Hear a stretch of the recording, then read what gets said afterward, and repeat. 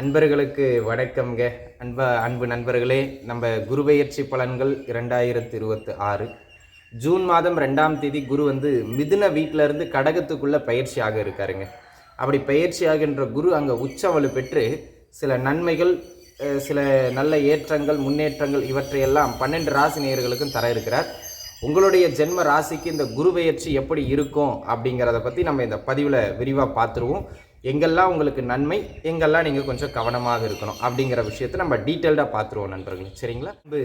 மேசராசி அன்பர்களே, மேஷத்தை பொறுத்த மட்டிலும் 3ஆம் இடம்னு சொல்லக்கூடிய இடத்துல இருந்து 4ஆம் இடத்திற்குள்ள குரு வருகிறார். பாக்யாதிபதி, உங்கள் ராசிக்கு பாக்யாதிபதி உச்சம் பெறுறதுங்கிறது ஒரு சிறப்பான அமைப்பு. முதல்ல இந்த குரு பெயர்ச்சியில் நன்மைகள் என்ன அப்படிங்கிறத பார்த்துருவோம். நீண்ட நாளாக வீடு கட்டணும்னு நினச்சிக்கிட்டு இருந்திருப்பீங்க சிலர்லாம், சரிங்களா? அவங்களுக்கு இந்த காலகட்டம் வீடு கட்டுறதுக்கான அமைப்புகள் கைகூடி வருங்க.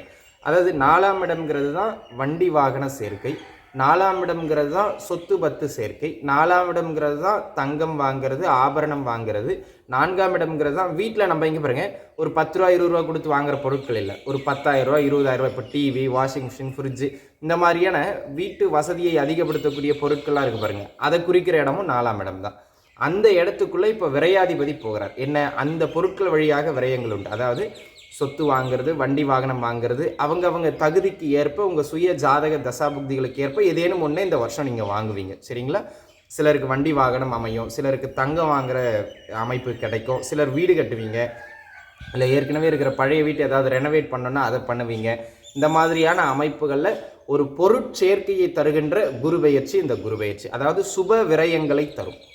ரெண்டாவது, இந்த மேசராசிக்காரங்க இருக்குது பாருங்க, மேசராசிக்காரர்களுடைய குழந்தைகளுக்கு சுப விரயங்கள், அதாவது உங்கள் பிள்ளைகளுடைய உயர்கல்விக்காக செலவு பண்ணுறது, உங்கள் பிள்ளைகளுடைய கல்யாண அமைப்புக்காக செலவு பண்ணுறது, பிள்ளைகளால் ஒரு நல்ல விரயம் இந்த ஆண்டில் உங்களுக்கு உண்டு இந்த குரு பெயர்ச்சினால், சரிங்களா? இது ஒரு நல்ல விஷயம். அதே போல் இந்த வெளிநாடு போகணும், வெளியூர் போகணும், நிறைய பேர் இந்த சொந்த மண்ணை விட்டுட்டு வெளியில் போகிறதுக்கு முயற்சி செய்வீங்க இல்லையா? அவங்களுக்கு இந்த ஆண்டு வெளியிட அமைப்புகளுக்கான முயற்சிகள் நன்றாக இருக்கிறது அன்பர்களே. அப்போ நீங்கள் அதை முயற்சி செய்கிற அன்பர்கள் இந்த காலகட்டத்தில் தாராளமாக நீங்கள் முயற்சிக்கலாம். இந்த குரு பெயர்ச்சி உங்களுக்கு உறுதுணையாக இருக்குங்க.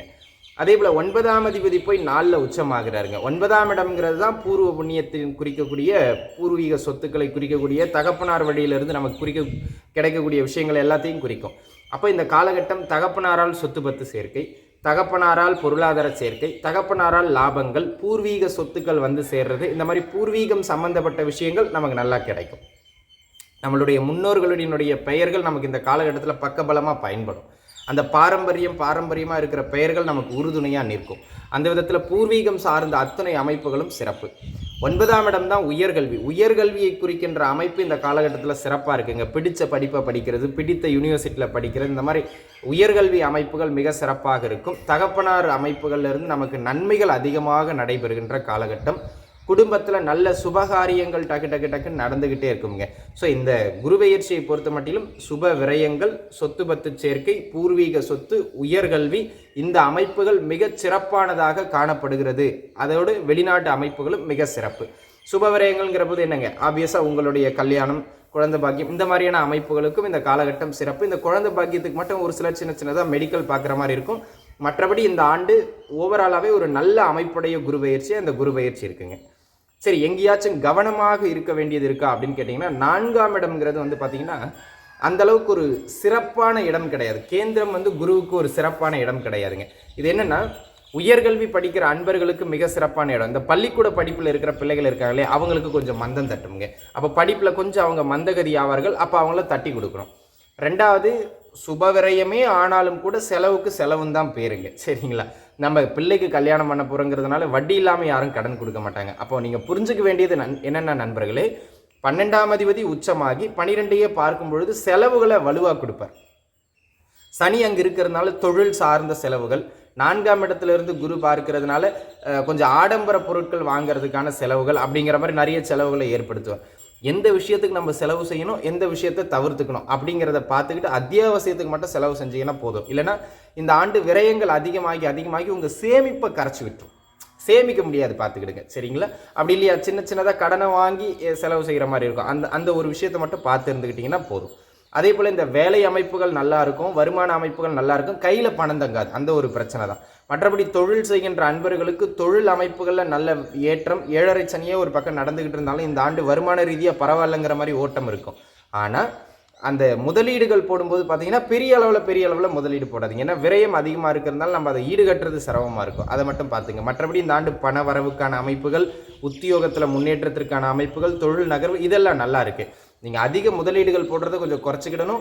ரெண்டாவது, உங்களுடைய உடல்நிலையிலையும் சின்ன சின்ன தொந்தரவுகள் அப்பப்போ வந்து போகும்.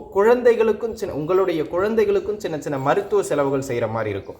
இந்த இடங்களில் மட்டும் நீங்கள் கொஞ்சம் நிதானித்து இருந்துக்கிட்டிங்கன்னா போதும். மேசராசி நேயர்களுக்கு கிட்டத்தட்ட 60% நல்ல பலன்களை வழங்குற மாதிரியான ஒரு அமைப்புகளில் தாங்க இந்த குரு பெயர்ச்சி நடக்குதுங்க.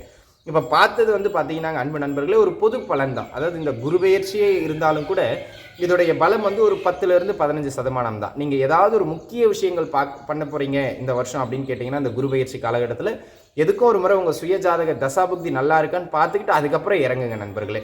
ஏன்னா இந்த பொது பலன் வந்துங்கிறதுங்க ஒரு 10-15%, அதுக்கு மேலே அது வலு கிடையாது. அதனால் எதுக்கும் ஒரு முறை உங்கள் சுயஜாதகத்தை பார்த்துக்கிட்டு முக்கிய விஷயங்கள் செய்கிறது நல்லது. சரிங்களா? எல்லாரும் நன்றாக இருப்பீங்க. எல்லாமல்ல இறை பேராற்றல் உங்களுக்கு துணை புரியும். நன்றிங்க நண்பர்களே, நன்றிங்க. பார்ப்போம்.